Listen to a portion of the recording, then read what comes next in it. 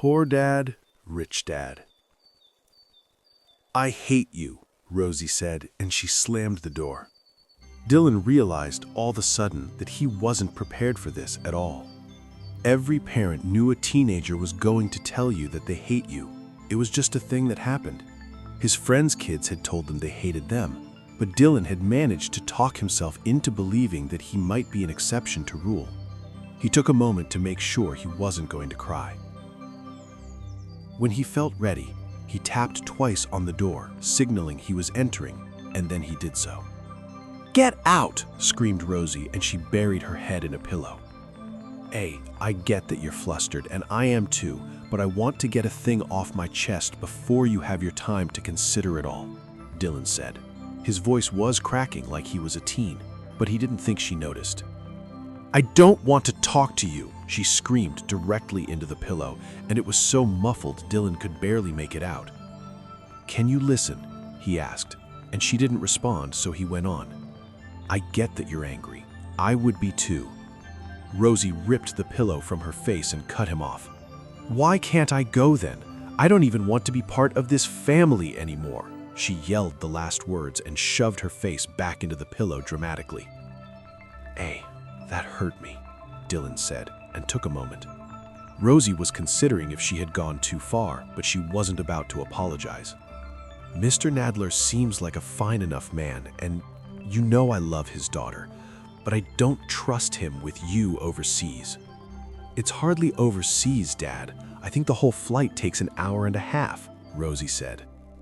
"Be that as it may, I'm still your father, and this is still where I put my foot down," Dylan said, and his voice was so steady this time. "I don't understand. You just don't want me to have any fun. You hate me. You just want to keep me here to rot." Rosie was crying, and even she wasn't sure why it had started back up. "Let me tell you something about your mom," Dylan started, and Rosie gave him an odd look through snot and tears. "It'll make sense. It'll all make more sense when you're a lot older and dating more seriously. But for now, I guess I'm trying to say, your mom can't cook." "What?" asked Rosie. She was angry again. "No, wait, I'm getting there," Dylan said, and rubbed his head with a hand. "I sometimes think I wish I wasn't always the one who had to cook. And sometimes I think, what if I found me another gal like your mother who could cook so we could both do it some nights?" Rosie started to interject, but her father spoke over her. "The problem is that it wouldn't be your mother. She's a good woman, and she has downfalls too. The new woman might cook, but she would never listen to me ramble on the way your mother does." Dylan looked at his daughter as if she should understand everything. In reality, she thought she was more confused than ever. "Dad, what does this have to do with me not going to Paris?" The surprise on his face was evident. He clearly thought he had nailed his explanation. "I guess what I'm trying to say is, he and his daughter want to take you overseas, and that's cool, sure, but I don't think you see what they're missing, like as a whole." "What are you trying to say, Dad?" asked Rosie, and her anger and sadness was fading a bit. Dylan sighed a long time and then sat down on the floor with his back to the wall. "Your mom and I don't make so much. We exchanged that part of our life for some other stuff. I don't want to tell you, it's going to sound mean." "Jesus, Dad, just spit it out. I want to be alone," he said, exasperated. You're right, he said. Then he took a long pause to think. "All right. People with money always traded for morality. You see it in your friend little Susie Q already. Don't you see the way she treats waitstaff when we've had her to dinner?" "Suzanne doesn't treat the staff any type of way, Dad," she said, putting extra emphasis on the name Suzanne.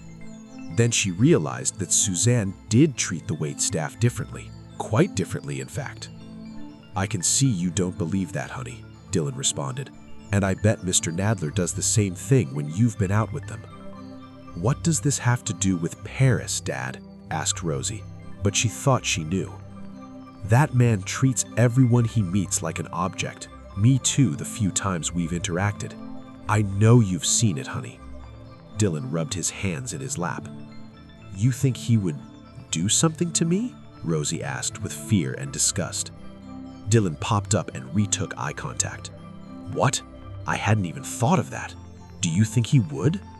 Rosie cut him off. No, Dad, Rosie said, but she hesitated, and her father noticed. Rosie didn't think Mr. Nadler would do anything untoward, but the more she thought about it, she realized she wasn't completely sure. Rosie thought Mr. Nadler had a strange energy to him, as if he smiled too much, but it never seemed all the way real. The more she considered it, the more it unsettled her. Dylan gave her a look but said, "Fine. I was and still am afraid that if you see the short-term rewards of treating the world the way Nadler and Susie do, you might think that's the way to live your life. I want you to be old enough to understand all the detriments that those people actually face from being that way, at least before they try to convince you they're the ones who've got it all figured out." Dylan gave her a fatherly wink and started out. Rosie wanted to say something, but her father was already closing her door behind him, leaving her with her thoughts. She still wanted to go see the Eiffel Tower with Suzanne, but she couldn't shake the strange smile of Mr. Nadler. She felt like she was truly seeing it for the first time.